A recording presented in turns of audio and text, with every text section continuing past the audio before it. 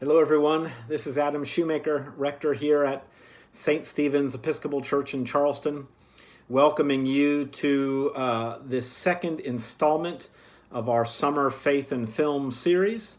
And the film I'll be talking about today is the 2010 film The Way, directed by Emilio Estevez and starring Emilio Estevez's father, Martin Sheen.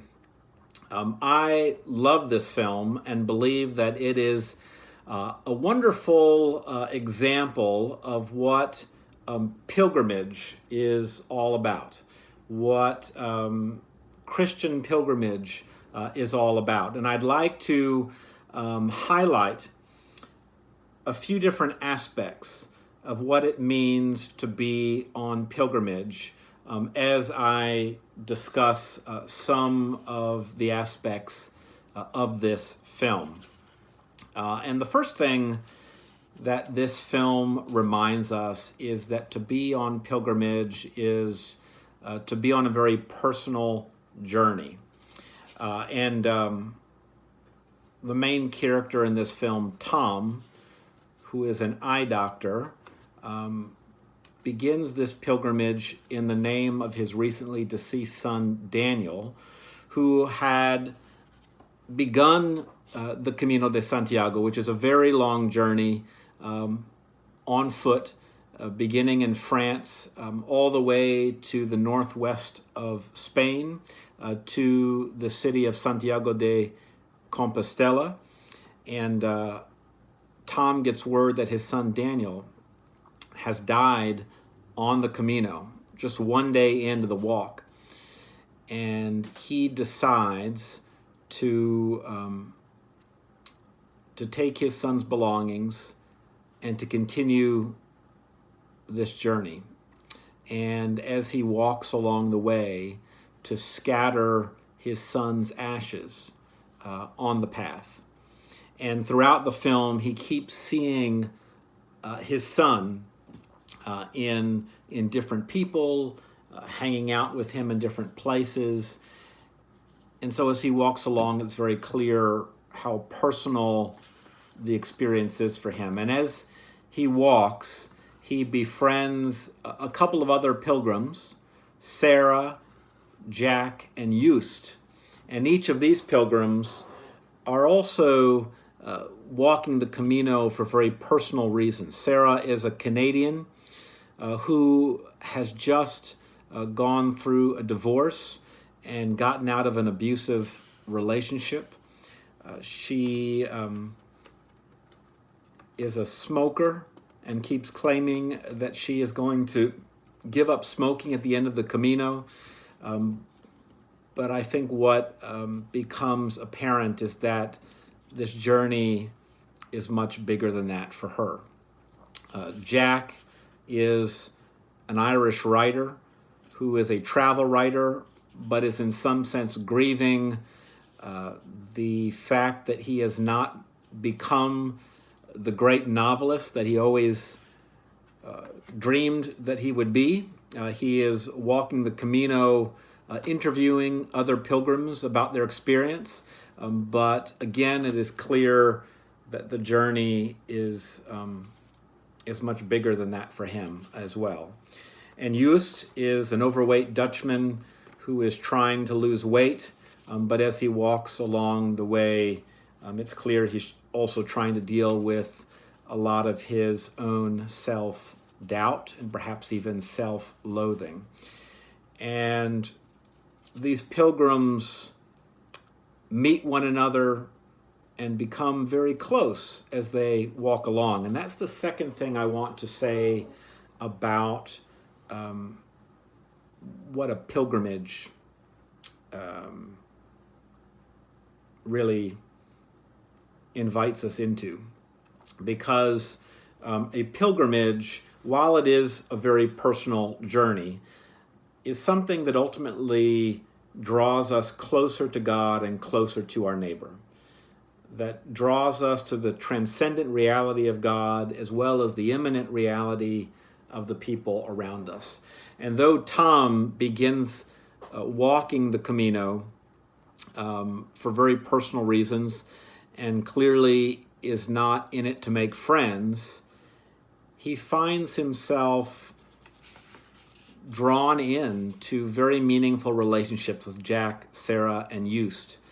And I think by the end of the film, has probably made lifelong friendships with each of them that have been transformative. And then it's also clear how much the transcendent reality of this pilgrimage is there. And I think that becomes most clear at the end of the film when the pilgrims reach the end of their route in Santiago de Compostela at the cathedral where legend has it the Apostle James is buried. And as the characters walk into that cathedral, they're overwhelmed by the beauty of the space, by the moment of coming to the end of this pilgrimage together. They're moved by this large thurible that's swinging incense through the space. The character Jack is moved to tears, sitting in the pews of that cathedral. And I think it's very clear how much they've also been pulled into the transcendent reality of God's love by the end of the film. And then they actually move on past the cathedral to the ocean, where Tom scatters the rest of his son's ashes into the water, and they all journey with him to that end point. And finally, I want to say that this film highlights how much a pilgrimage is a journey that emphasizes the experience as opposed to the destination, the process more than the destination. Emphasizes for us that the Christian life is really about the way of following in the footsteps of Jesus day by day, even though we believe there is a heavenly destination at the end of our journey. Our day-to-day life is much more concerned with the journey. And I think being on pilgrimage reminds us of that. I also would note here that the earliest Christians were actually referred to as people of the way.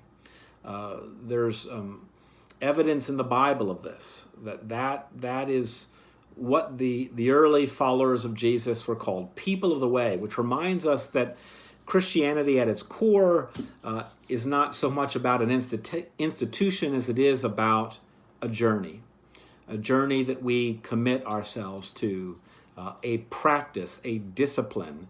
And the word disciple comes from a root word meaning discipline, that we give ourselves over to and journey along throughout the course of our life. And on that note, I'd like to read for you a little piece titled People of the Way, written by the Franciscan and Catholic mystic Richard Rohr. So hear now these words from Richard Rohr. Throughout the first 5 centuries, people understood Christianity primarily as a way of life in the present, not as a doctrinal system, esoteric belief, or promise of eternal salvation. By followers enacting Jesus' teachings, Christianity changed and improved the lives of its adherents and served as a practical spiritual pathway. This way, and earliest Christians were called the people of the way, bettered existence for countless ancient believers. Christian defenders such as Justin Martyr, who lived during the 2nd century, used the example of Christian practice to make the case that the way of Jesus mended lives. Justin Martyr said this: "We who formerly valued above all things the acquisition of wealth and possessions now bring what we have into a common stock and communicate to everyone in need. We who hated and destroyed one another, and on account of their different manners would not live with men of a different tribe, now, since the coming of Christ, live familiarly with them and pray for our enemies." Rohr continues, "To Justin, the old ways had passed. A new way opened in Jesus. Far from being divisive, Christianity was an inclusive faith that might bring diverse peoples together. And I think we see that in the film. However one interpreted the effects of the new faith, both enemies and defenders of Christianity understood that the new religion transformed people, giving all people the ability to reorder their lives. Jesus' way was based on the teaching recorded for us in the 12th chapter of Mark's Gospel, when Jesus says, "Which commandment is the first of all? You shall love the Lord your God with all your heart, all your soul, all your mind, and all your strength. And the second is this, you shall love your neighbor as yourself. There is no other commandment greater than these." Loving God and our neighbor was, according to Jesus, the way of the kingdom of God and the path of salvation. And Jesus' followers took these words seriously and gave themselves over to it, a way of life that had to be learned in community. And friends, I believe that the film, The Way, is a wonderful illustration of this, a meditative film that is a pilgrimage of sorts to watch, that helps to visually depict not only what it's like to journey on this lengthy Camino de Santiago that pilgrims have journeyed on for centuries, that is nearly 500 miles long in its totality, where pilgrims stop in town to town getting a passport-like book stamped until they have collected all their stamps and reached the cathedral at the end, but also a film that reminds us of the community that a pilgrimage invites us to form. And even, I would argue, pilgrims that undergo a journey like this on their own, even if they don't find companions on the way, as the character Tom does in this film, I think can't help but be reminded in the isolation of the journey of the value of human connection and human relationships. So a pilgrimage is a very personal thing. It is something that is intended to draw us closer to God and to one another. And it's something that reminds us that the Christian life, the way of Jesus, is much more about the journey than it is the destination. There are many physical pilgrim routes around the world, like the Camino de Santiago. Another one is the Way of the Cross in Jerusalem, that pilgrims have walked since the times of the early church, and that Christian communities around the world try to reenact in their own spaces during Holy Week and especially on Good Friday.